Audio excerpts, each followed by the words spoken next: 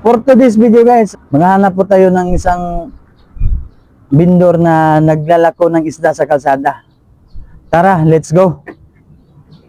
Pila ni nay? Kuan. Katalan mo doon? Oh, pila ni tanan? Wag ka daw, pila ni. Basta, og kilo. O, kahit palay. Sa Talisay nay. Asa inyo hanay? Mohon. Mohon?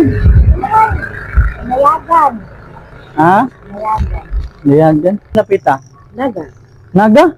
Gikan ba kag naga? Oo, pinasakit. Ah, sakay ka.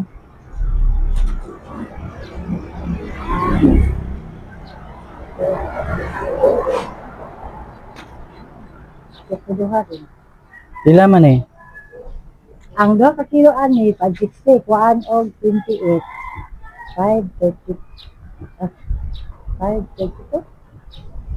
Wala po siya. Ah, 550 na. Ako palit ng 550. Ah, okay na. Yeah. Para makauli na ka. Ganyan na ka, dili nay. Oo. No? Abi ay bago pa. Bago pa. Pila na edad din mo nay? Pinta na ipatro. Mo gini mo panginabuhin ay. Oo, ay akong mga isuon. Mo mga igsuon. 74 na kanay. Oo. Di man na nimo gikan kumprahan mo isda nay. Amin pa. Nay kanang lagir ko na yun yan. Nangita ko kaning deserve na ko hatagan og bugas. Na ko na yan. Paliman na ko yung mga isda. Hatagan po tika og bugas. Pasalamat sa grasya sa Ginoo. Salamat nay. Amping nay. Ano mo nay?